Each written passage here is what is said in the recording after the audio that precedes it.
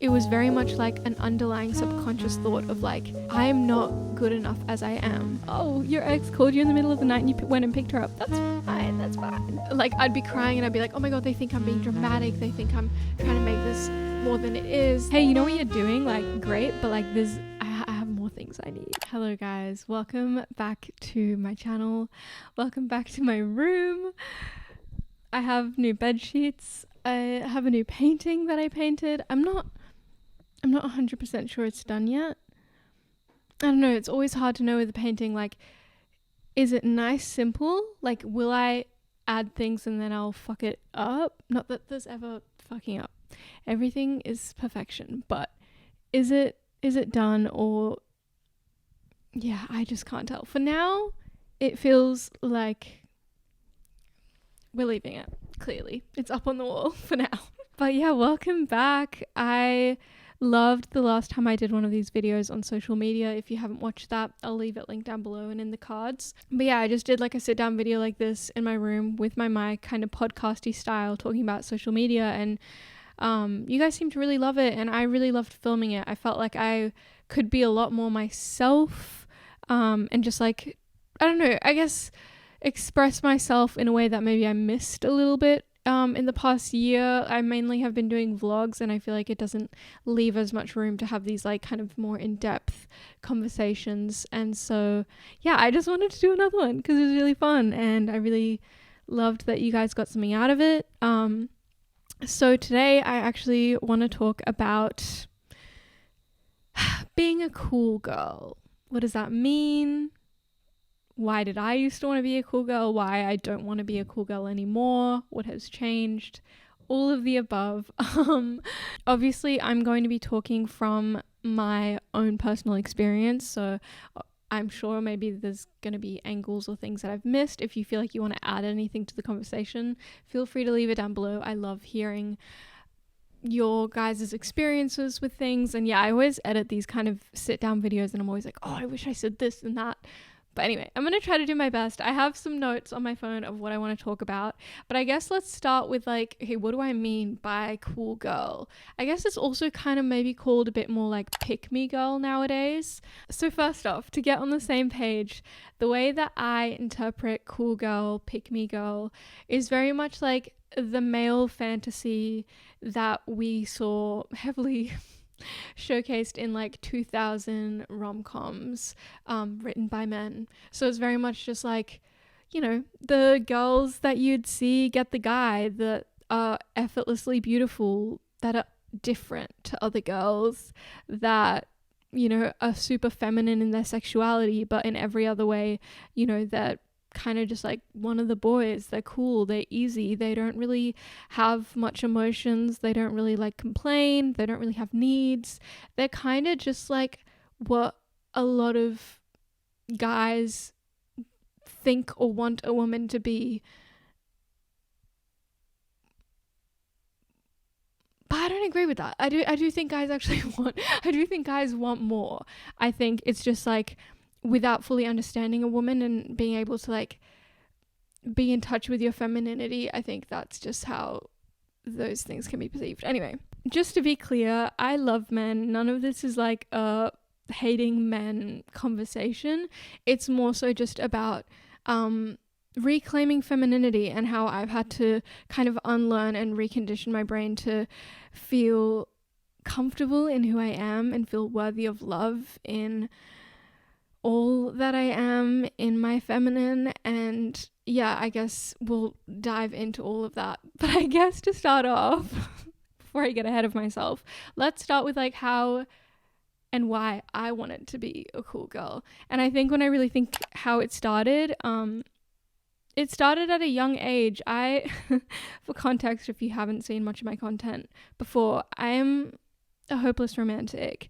And hopeless not in the way of like I'm hopeless, more so just like I will always love romance. I'll always love love. Like I just love it. I just love it. It's so, yeah. So you can imagine I am literally the target market of rom-coms. Like they just hit the spot for me. So growing up from a young age, I guess mainly from like 11 to like 15, I was watching all of the like 2000 rom-coms, and I feel like at that age you're so, you're a sponge. You're looking for how the world operates, how your role in the world should be, what generates love. I'm just trying to figure it all out. So like I feel like these movies leave a huge impact on us because they're like such a insight into like, I don't know, I guess what society expects of us. And anyway, I love rom-coms. I still do. I feel like these days I can't really connect to the early 2000 rom-coms I used to love because I can see it from a bigger perspective now that I think a lot of us can, of just like, oh, these are actually really fucking misogynistic and sexist. But anyway, we're evolving, we're growing. But at the time, I think like a lot of young teenage girls, I wasn't super confident in, I mean, I was confident in many ways, but I don't think I was confident in the one thing that society told me was important as a woman, which is beauty and my looks. I grew up and I never felt attractive. I never felt beautiful. I often felt like I was almost there. Like if all of these little things would change, then I'd be worthy, then I'd be beautiful, then I'd be attractive. And it's weird because I think there's probably a lot of levels to that. I think I looked different to a lot of girls I grew up with. I had curly hair. I just had different features, I kind of blossomed into my womanhood very early on. Like I got my period at 11. So like a lot of girls and my friends at that time were just only finding out that periods even existed. Some of them didn't even know what a period was. So I think a lot of my femininity and womanhood just felt, you just want to feel like the same.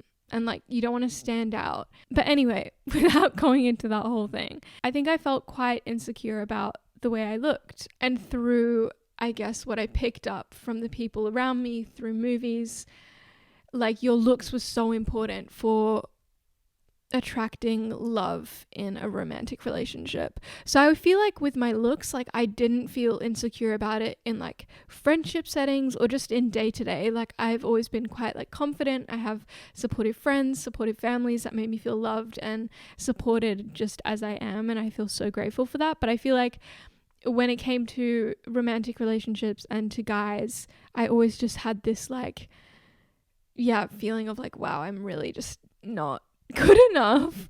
And so I think because of that, I had this huge feeling of like, I need to compensate because I don't have the looks. I need to be all of the other things that a guy would want. And so watching these rom-coms, I was like, okay, so I, might not be the most beautiful, but I need to be like easy. I need to be cool with things, like not clingy, not emotional. And I don't think I ever like really like changed myself dramatically in that way, but I would say like looking back, there was so many times within romantic relationships or something where I had to dull down parts of myself because I thought that they were unattractive. So I think like looking back at Baby Joy, like if I try to pinpoint like how I felt, it was very much like an underlying subconscious thought of like, I'm not good enough as I am, so I have to change myself if I have any chance of attracting the love that I want from a guy, which is so sad. And like even looking back at old diary entries, I literally remember reading this out to a friend and crying because I just felt so sad for younger Joy. And I literally would write things like, oh, he's just like, this is about like my boyfriends, like being like, oh, he's just so out of my league, and like I genuinely can't believe he likes me. Like I was almost like waiting for it to be a prank, or like for, I don't know, I felt like an imposter syndrome of like, fuck, when will he find out that like what he's seeing is just not me? Like I'm not, he doesn't actually, how could he possibly like me? Like just so fucked up, just like he's so out of my league, how could he ever like me? Which is so sad because I feel like now I've done so much work in healing and have so much more perspective and awareness. I'm like, girl, you deserve so much and more. Okay, so that brings me to like, what was I doing to try and be a cool girl? Like, what are the signs that I saw in myself and the people around me of being a cool girl? I feel like a huge one for me was to do with like hiding my emotions from men. Like, I am such an emotional person. I feel things so deeply, and I think that's something I've carried a lot of shame and embarrassment about my whole life. I feel like now I can look at that and be like, being emotional isn't bad. It's like part of my strength that allows me to love so deeply, to feel so deeply, to empathize with people. And it's just kind of my way of processing and understanding the world. I still definitely have moments of feeling like, oh, I'm too emotional, especially because I cry. I'm a crier. Like, that's how I release, and I feel things really strongly. And I think, yeah, I still sometimes feel like, yeah, that inner like shame of like, oh, stop crying. But I am getting better at not. But yeah, I think that was a massive thing, like in my relationships and stuff. Like, whenever things would upset me, I felt like, oh my God, fuck, like I'd be crying and I'd be like, oh my God, they think I'm being dramatic. They think I'm trying to make this more than it is. They think it's so like lame of me to cry. Like, I just thought, holy fuck, like this is like, I just felt like this thing that I felt was so lame about me. And I guess the biggest thought I had was just like, they think I'm being dramatic, when in reality I was just feeling my feelings, and I couldn't really control like when I cry if something like affects me. I feel like even the word like emotional, for me, like when I hear it, I think like it almost has like a negative connotation. I don't know if that's just like my, like, I feel like I've changed now. Like, I don't think being emotional is a bad thing, but I think for so long that's the connotation I have, is like emotional is like crazy, like you're just like so unrational and emotional and dramatic. And so I feel like that was a huge thing that I like felt like I had to change about myself. I feel like another big thing that I feel like has actually changed a lot in the past few years with the rise of social media and like women, you know, filming their like makeup routines and get readies with me and all of that stuff. But like, I feel like there is a huge pressure on women to obviously be beautiful. We know this, but the cool girl isn't only beautiful, she puts no effort into it. Especially when I was younger, like for me, like I have curly hair, right? That's something I used to be really insecure about, or thought was really ugly when I was younger. Also, which is crazy because I think like thinking back, like in movies, like there was hardly ever any like lead girls that got the guy with curly hair. They always had like wavy or straight hair. Like the girls with curly hair were always the ones that were like the best, the kind of ugly best friend or whatever. Do you know what I mean? Like, again, all of this is like so stereotyping, but I hope you guys get what I mean. But like, you know, even like one of the movies that I loved growing up was like The Princess Diaries, and like, you know, the ugly version of Anne Hathaway before she like has her glow up, she has this curly hair. So I think like so much of the media I was watching, as well as like none of my friends had curly hair, that was something I really was insecure about.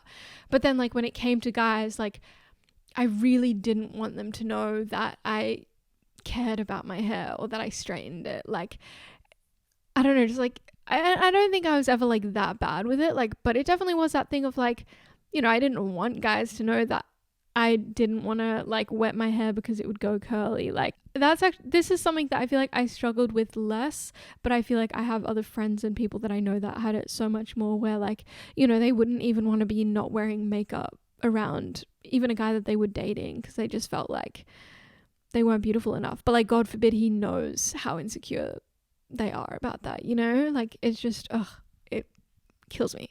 Okay, this is also a massive one that I feel like I had, and something that I really like had to unlearn. I look back at like, you know, some of my ex-boyfriends and ex-relationships, and I'm just like, you know, the guys are amazing, but obviously things come up in relationships, like people do things that, you know, you're like, oh, that hurt me or affected me, or, you know, that's a boundary I don't want you to cross. And I feel like so much of my relationships, I just couldn't do that because it was just like this feeling of like, well, I'm not like beautiful, super beautiful, so at least I have to be like really easy to deal with. Like, God forbid I be high maintenance or have any like anything to say about anything, really. Like, I'm just a yes girl, I go with the flow, I'm easy. You know, there's times where like something affected me, but I just like would not communicate it or set any boundaries because I just didn't want to come across as any of the opposite of the uncool girl, which is like dramatic, emotional, high maintenance, princess, all of those things. Which is so funny because like now I feel like I so claim being high maintenance, and like you can ask any of my ex-boyfriends, like I am high maintenance, and not in a bad way. I just have needs, and like I give a lot of love, so I expect, you know, presence and love back. Like it's not needing too much, but like so much of my life has been like, oh fuck, like should I tell him that it kind of upset me? It's not like I'm hating on my partner, I'm more just communicating like that's not cool for me. Can we figure out a way to change that? Not a big deal, right? But like in my head, like, oh my God, like how dare I have any sort of feelings about that? Like I should be chill, right? Like, yeah, it's so fine that you're like really close with your ex and like go and watch sunrises with her. Like that's so chill. Oh, your ex called you in the middle of the night and you went and picked her up. That's fine. And yeah, and again, this is not like anyone was at fault, but I think what upsets me about that situation was I didn't stand up for myself. I had feelings, I was hurt, and instead of communicating that and being like, hey, I don't think that was cool, that was something that I feel like is important for me in our relationship that I don't want you to cross, I just shoved that down because I had to be a cool girl, guys. If I want the guy, you have to be a cool girl. This is the last point I kind of want to talk about of like how I experienced being or trying to be a cool girl, was also like never outshining the guy.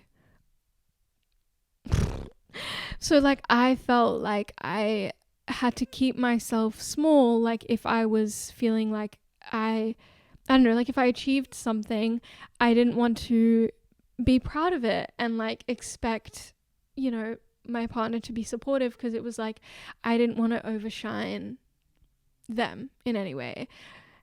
And so I feel like so much of the time, I feel like this is also like a very classic dynamic in like unhealthy masculine feminine kind of relationships, is like the feminine making itself smaller to make sure that the masculine feels masculine and strong, which is obviously not healthy masculine or feminine at all. But anyway, I felt like a lot of my relationships with guys, I had this tendency of shrinking myself, making myself lame, making myself, I'm dumb, I'm ditzy, I can't believe I thought that, because, you know, you want to make the other person feel good, because if you make them feel good, they might like you more, and etc, etc. So I feel like I have had to do a lot of relearning with that, with men, and how I allow myself to take up space in this world and be like, I am achieving things, and I'm talented, and I'm smart, and I'm all of the things that I really struggled to say about myself, and like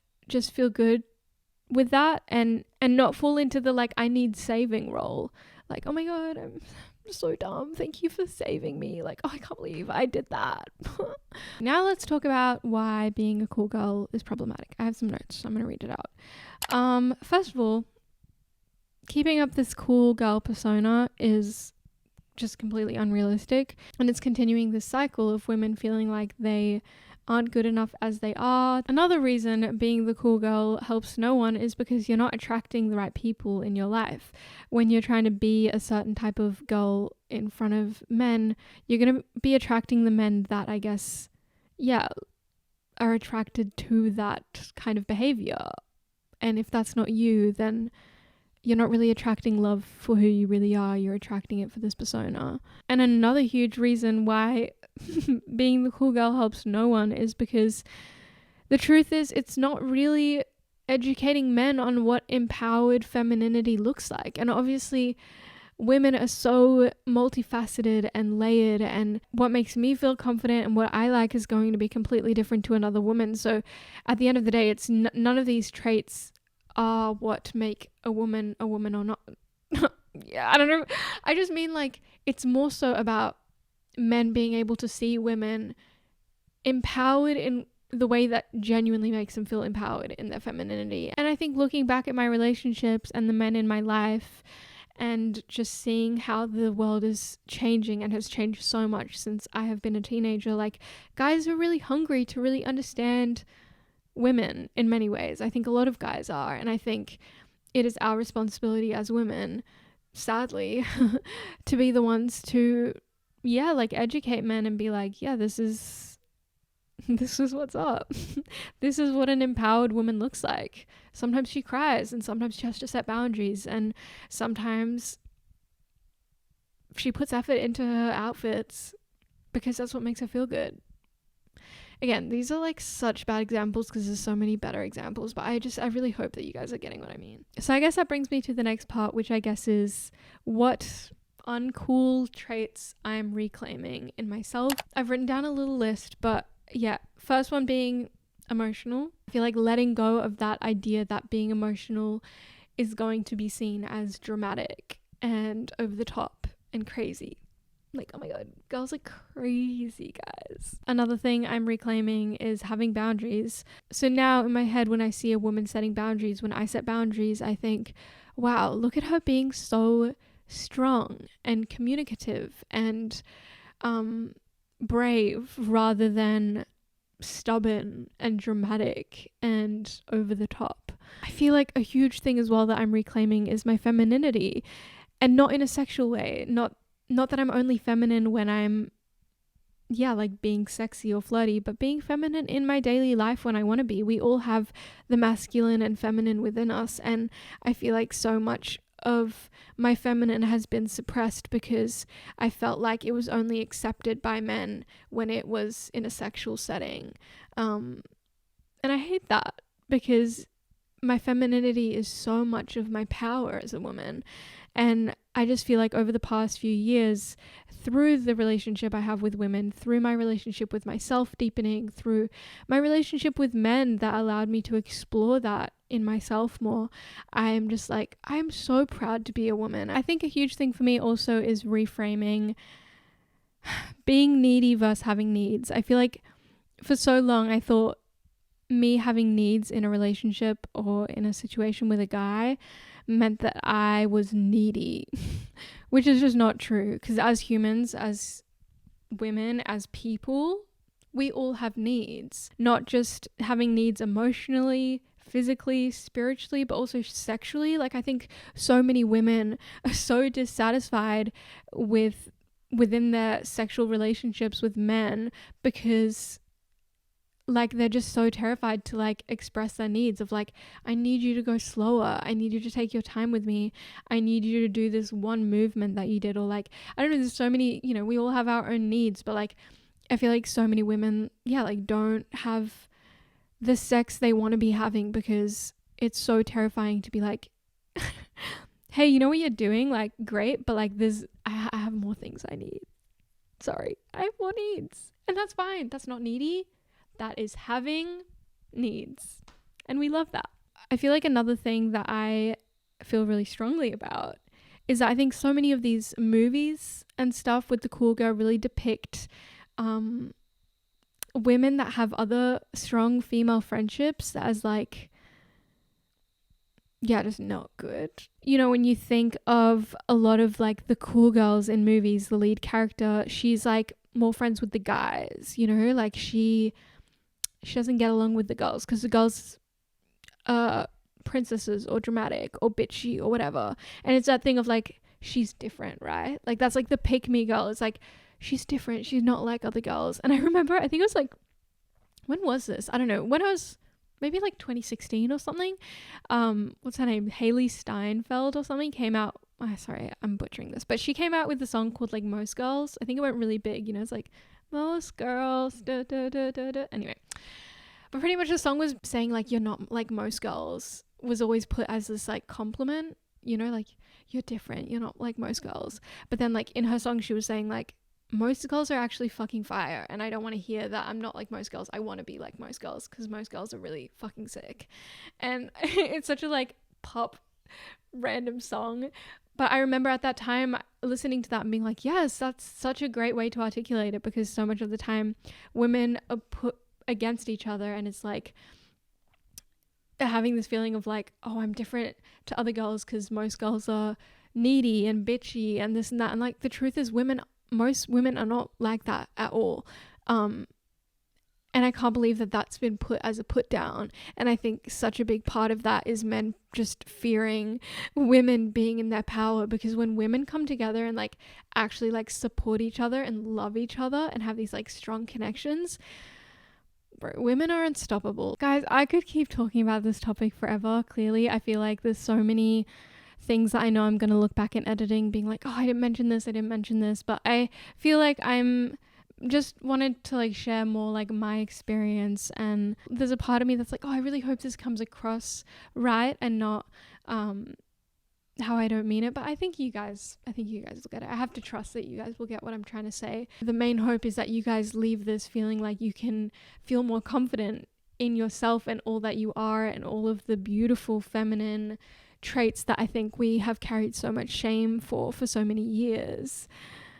But I also want to just like say that it's okay that we have times where we can't be the strong, empowered woman that can say no and has boundaries, and like, it's okay that we're still working through that and have our moments. And it's so easy for me to say, you know, like, yeah, like, say no, have boundaries, feel good in your skin, but it's like, when it does come to like wanting to be loved by men and stuff, like, we have so much that gets in the way of that, and that's okay. And we're always growing and we're always changing as women, and it's just about having these conversations and changing it in ourselves, and also, you know, supporting other women that are being brave and not just going along with the role that society has laid out for us to play. So I feel like if you are anything like me and had experiences like that, I really encourage you to just talk to that younger version of you and be like, you are enough. You are worthy of the greatest love, and the right men are going to see you for all that you are. And even if they don't see it straight away, you're going to slowly show them, and you're going to slowly strengthen yourself and attract people that really love you for you, because that's what you deserve. Anyway, all of this stuff goes so deep, and there's so much, so I'm just going to turn the camera off before I like start spiraling and adding all these like footnotes to this whole conversation. But I love you guys. I hope you enjoyed this, and I'll see you all very soon. Also, if you're new here, subscribe. I never say that, but I feel like I was looking at my analytics the other day and I was like, oh, like 75% of the people that watch my videos aren't even subscribed. So subscribe. It would mean a lot. It would help me. So yeah. Bye.